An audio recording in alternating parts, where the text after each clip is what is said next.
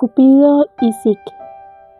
Esta historia solo la ha contado Apuleyo, escritor latino del siglo II de nuestra era, por lo que se usan los nombres romanos de los dioses. Está narrada con elegancia, a la manera de Ovidio. El escritor se divierte con lo que escribe, pero no se cree una palabra. Había una vez un rey que tenía 3 hijas, todas muy hermosas, pero la más joven, Psique, destacaba tanto sobre sus hermanas que a su lado parecía una auténtica diosa relacionándose con simples mortales. La fama de su arrebatadora belleza se extendió por todo el mundo, y llegaban hombres de todas partes para admirarla con asombro y adoración, homenajeándola como si en realidad fuera de la raza de los dioses. Se decía que ni siquiera la propia Venus podía igualar a esa joven mortal. De hecho, tan enorme llegó a ser el número de los que veneraban a Psique que ya nadie se acordó más de Venus. Sus templos quedaron abandonados, los altares cubiertos de cenizas frías y sus ciudades favoritas desiertas y en ruinas. Todos los honores que habían sido para ella ahora se consagraban a una simple muchacha destinada a morir algún día.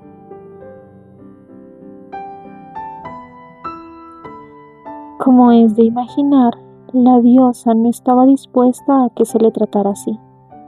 Entonces, como siempre que tenía problemas, se dirigió a su hijo, el bello joven alado, a quien unos llaman Cupido y otros Amor, contra cuyas flechas no hay defensa ni en el cielo ni en la tierra. Le contó sus penas, y como de costumbre, él le dijo que seguiría sus órdenes. «Usa tus poderes», dijo ella, «y haz que esa fresca se enamore locamente de la criatura más vil y despreciable que haya en el mundo entero». Y así lo habría hecho, sin duda, si Venus no le hubiera mostrado primero a Psique, sin pensar en ningún momento, tal era la rabia de sus celos, que la belleza de la chica podría afectar incluso al mismísimo dios del amor. Pero cuando Cupido la vio, fue como si le hubieran disparado una de sus propias flechas en el corazón. No dijo nada a su madre, de hecho se había quedado sin palabras, y Venus se marchó feliz, confiando en que pronto Cupido iba a causar la perdición de Psique.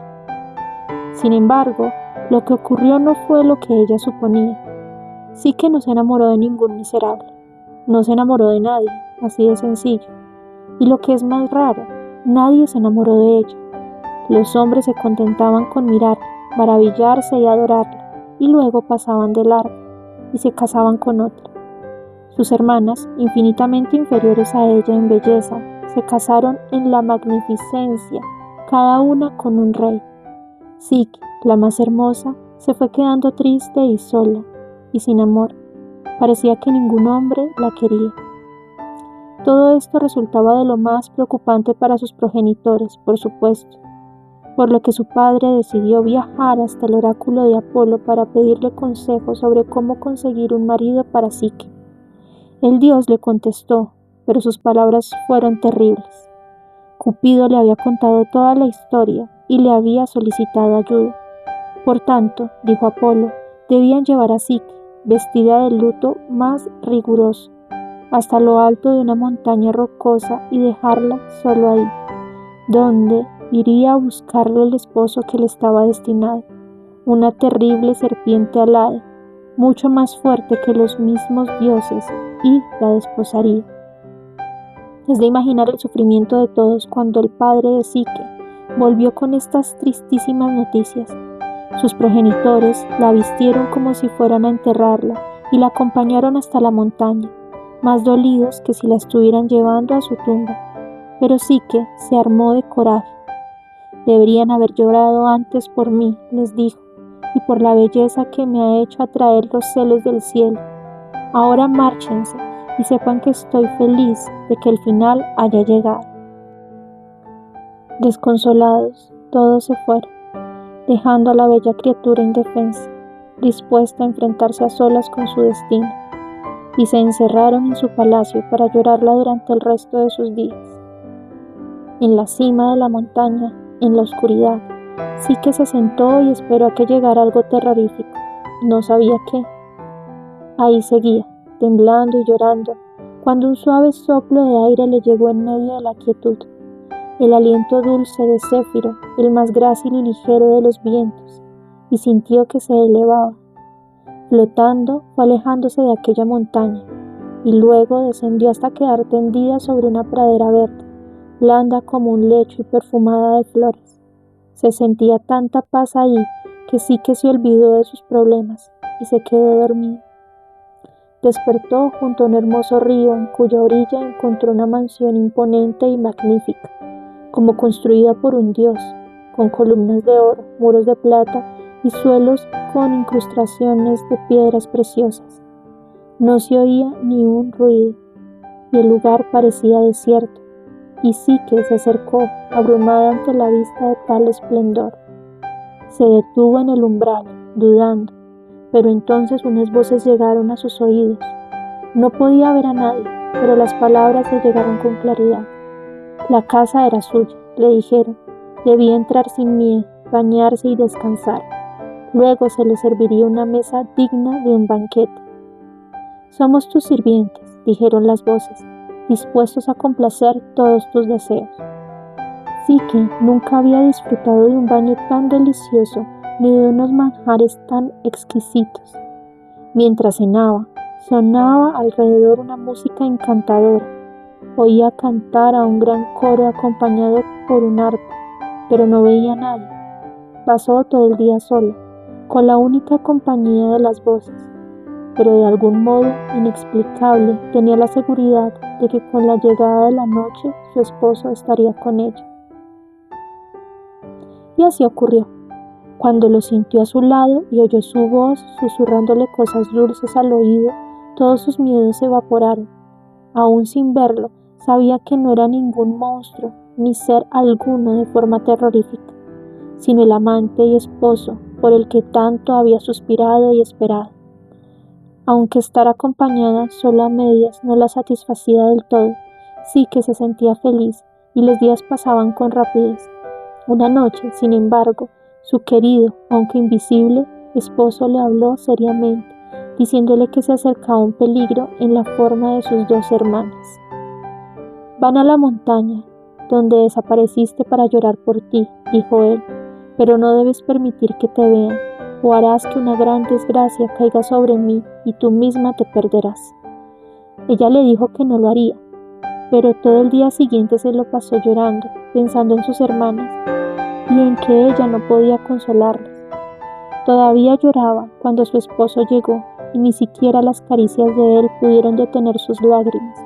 Finalmente, él se rindió con tristeza a lo que ella pedía. Haz lo que desees, le dijo, pero estás buscando tu propia destrucción. Entonces le advirtió gravemente que no se dejara convencer por nadie para verla, bajo pena de separarse ambos para siempre. Sí que le aseguró con énfasis que nunca haría eso. Prefería 100 veces morir que vivir sin él.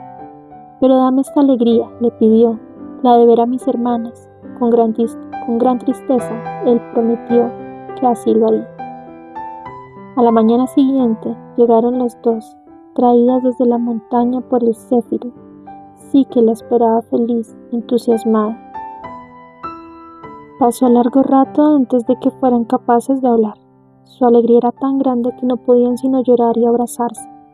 Pero cuando finalmente entraron en el palacio y las hermanas mayores vieron sus tesoros sin par, cuando se sentaron ante el rico banquete y oyeron la maravillosa música, se apoderaron de ellas una amarga envidia y la agudísima curiosidad de saber quién era el señor de toda esa magnificencia y esposo de su hermana. Sin embargo, sí que cumplió su palabra. Solo les dijo que era un hombre joven que se encontraba en ese momento en una expedición de caza. Luego, llenando sus manos de joyas y oro, hizo que el Céfiro las llevara de nuevo a la colina. Las dos mujeres se fueron sin protestar, pero con el corazón ardiendo de celos. Todo su bienestar y buena fortuna no parecían nada en comparación con los de Psique, y la ira de la envidia fue germinando en su interior, hasta que llegaron a tramar cómo acabar con ella. Esa misma noche, el esposo de Psique volvió a ponerle sobre aviso. pero ella no lo escuchó cuando le rogó que no les permitiera volver. Sí que le preguntó si, ya que nunca podía verlo a él, tenía que privarse también de ver a todos los demás, incluso a sus hermanas tan queridas. Él cedió de nuevo, y pronto volvieron las dos malvadas, esta vez con un plan cuidadosamente trazado. Ellas ya se habían dado cuenta, viendo las respuestas vacilantes y contradictorias que les había dado Psique cuando le preguntaban por su esposo, de que nunca lo había visto ni sabía cómo era. No le dijeron esto, pero sí le reprocharon que les ocultara su terrible situación a ellas, sus propias hermanas. Habían averiguado, le dijeron, y lo sabían a ciencia cierta, que su esposo no era un hombre, sino la terrible serpiente que el oráculo de Apolo había afirmado que sería. Ahora se portaba bien, claro, pero con toda seguridad cualquier noche caería sobre ella y la devoraría. Horrorizada, sí que sintió que el terror inundaba su corazón y ocupaba ahí el lugar del amor. Se había preguntado tan a menudo por qué él nunca le permitía verlo. Alguna razón horrible debería de haber. ¿Qué sabía de él en realidad? Si no era horrible mirarlo, entonces ¿por qué esa crueldad de impedirle que lo contemplara? Poseída por la pena, con la voz entrecortada y tartamudeando, sí que les pidió atender que no podía contradecirlas, porque solo había estado con él a oscuras.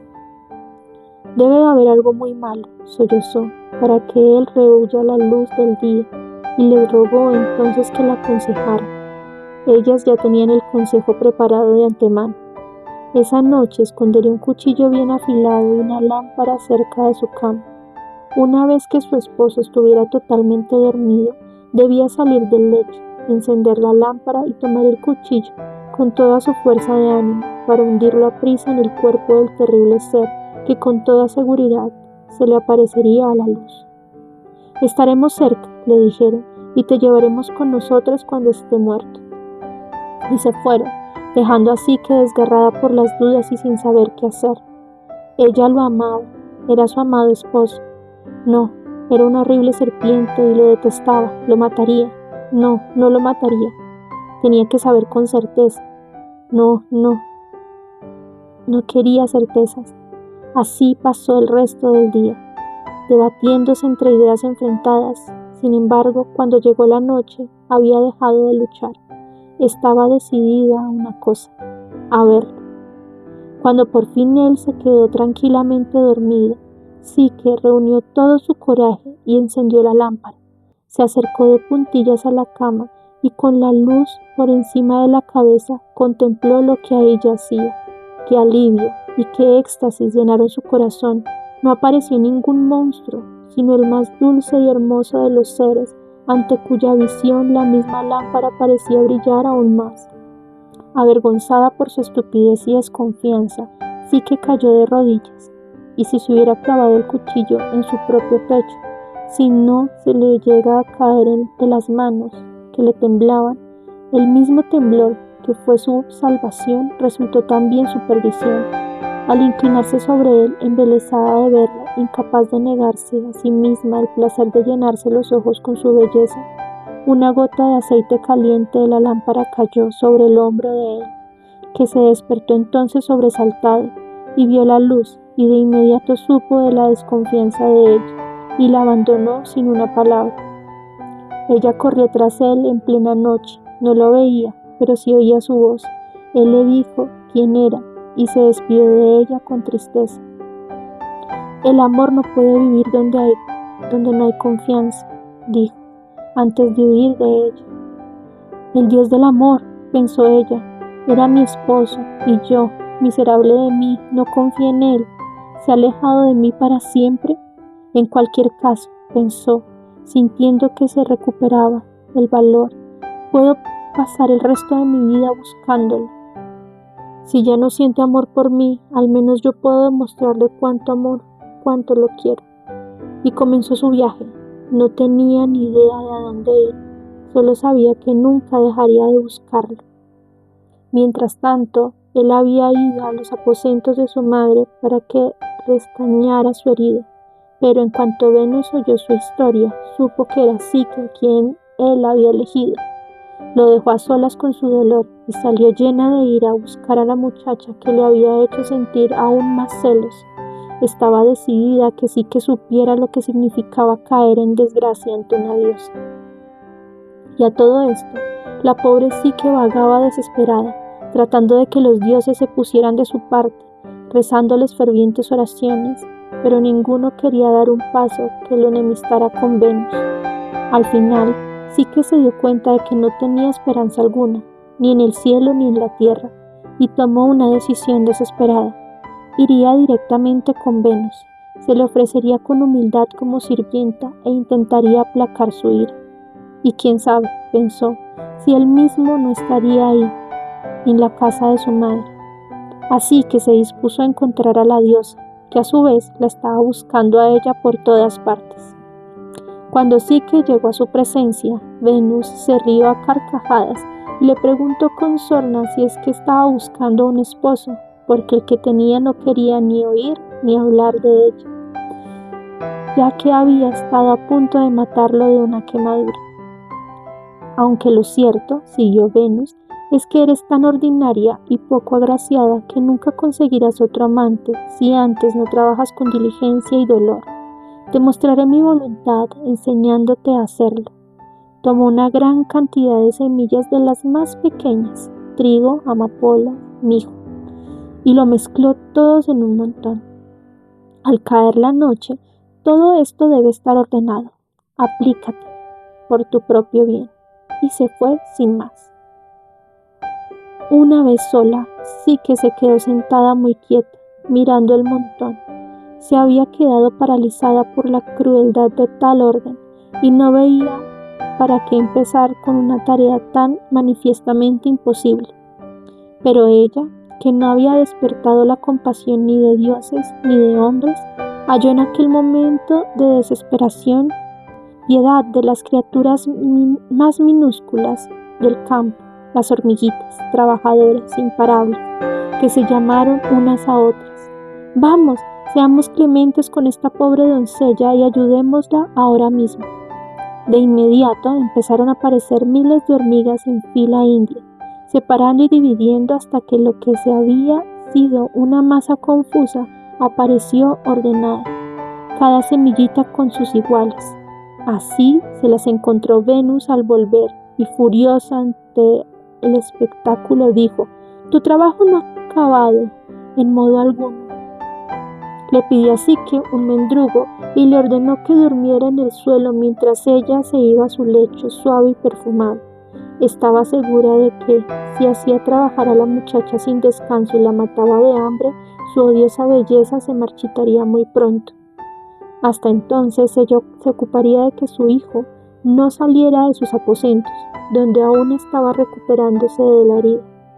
Venus estaba encantada con el rumbo que iban tomando todos los acontecimientos. A la mañana siguiente, maquinó otra tarea para Psique, una peligrosa esta vez. Cuando la pobre chica llegó junto a la corriente que fluía ligera, se apoderó de ella un deseo enorme de arrojarse al agua y acabar con sus penas. Pero cuando se inclinaba sobre el cauce, oyó una vocecilla que venía del suelo, y al mirar hacia abajo, vio que quien le hablaba era un junco. «Allá abajo, junto a la orilla del río», le dijo, «donde están los arbustos más espesos, hay ovejas que tienen vellones de oro. Ve y tráeme esa lana reluciente». «No debes tirarte», le dijo, «la situación no es tan desesperada. La verdad es que estas ovejas son muy fieras, pero si esperas hasta que salgan de los arbustos por la tarde, cuando van a tumbarse junto al río, en las zarzas, encontrarás toda la lana de oro que quieras, la que se les queda enganchada ahí». Así habló el amable y gentil junco, y siguiendo sus indicaciones, Psique pudo volver ante su cruel ama con una buena cantidad de lana dorada. Venus exhibió entonces una sonrisa maléfica. «Alguien te ha ayudado», le dijo bruscamente. «Tú sola no hubieras podido hacerlo nunca. Sin embargo, te daré una oportunidad de demostrar que en verdad tienes la resolución y la prudencia de las que pareces hacer gala. ¿Ves esa agua negra que cae de la montaña allá lejos? Es el nacimiento del terrible río al que todos odian, el Estige. Ve y llena esta jarra con esa agua. Esta era la peor de todas las tareas, como vio Psique en cuanto se acercó a la cascada. Para llegar hasta el agua hacía falta tener alas. Tan escarpadas y resbaladizas eran las rocas y tan espantosa la corriente. Pero a estas alturas ya debe ser evidente para los lectores de esta historia, como quizás en el fondo de su corazón lo era ya para la propia Psique, que aun cuando cada una de las pruebas parecía imposible, de tan difícil, a ella siempre se le brindaba algún medio excelente para superarlo. Esta vez vino a su rescate un águila que posó sus grandes alas junto a ella, tomó la jarra con el pico y se la devolvió llena del agua negra. Pero Venus no se rindió. No se puede sino acusarla de cierta estupidez. Todo lo que ya había ocurrido no le causó más efecto que el de hacerla intentar de nuevo. Le dio así que una caja que tenía que llevar al inframundo para pedir a Proserpina que se le llenara con un poco de su belleza. Tenía que decirle que era para Venus, a quien le hacía mucha falta porque estaba ajadísima de cuidar a su hijo enfermo. Como siempre, Psique obedeció y salió en busca del camino que conducía al Hades. Pasó por una torre que le sirvió de guía, al darle instrucciones precisas sobre cómo llegar al palacio de Proserpina. Primero tenía que atravesar un gran agujero en la tierra, bajar luego hasta el río de la muerte, donde debía darle al barquero Caronte una moneda para que lo cruzara al otro lado.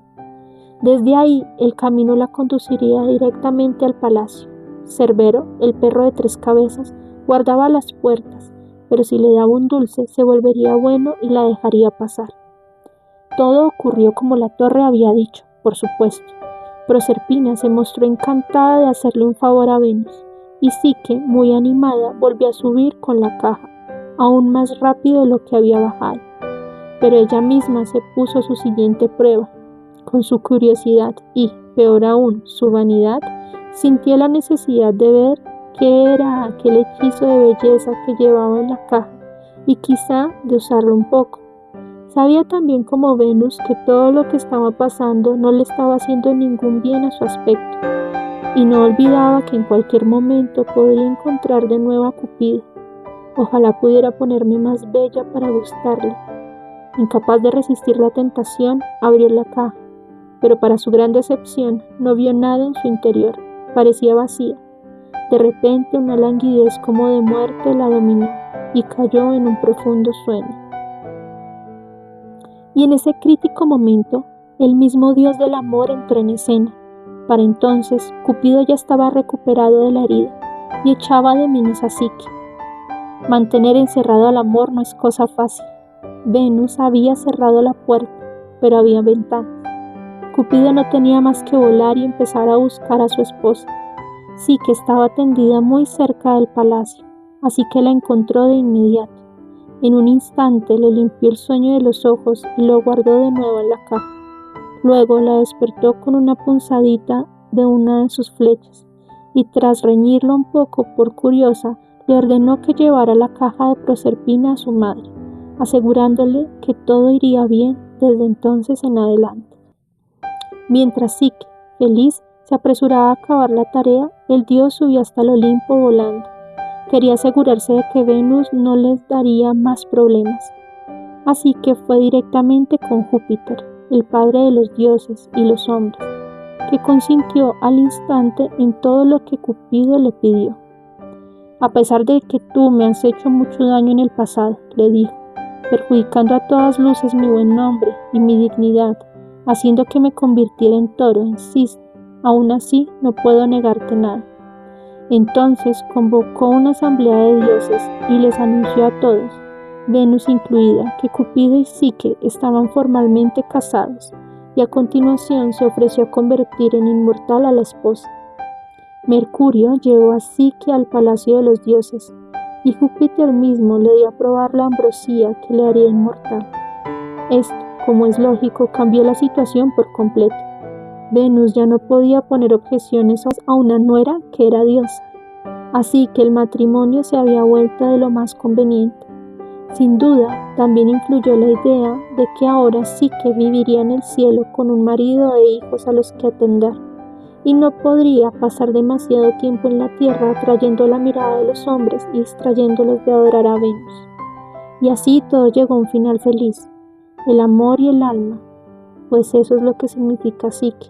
Se habían buscado y tras dolorosas pruebas se habían encontrado, y esa unión nunca podrá romperse.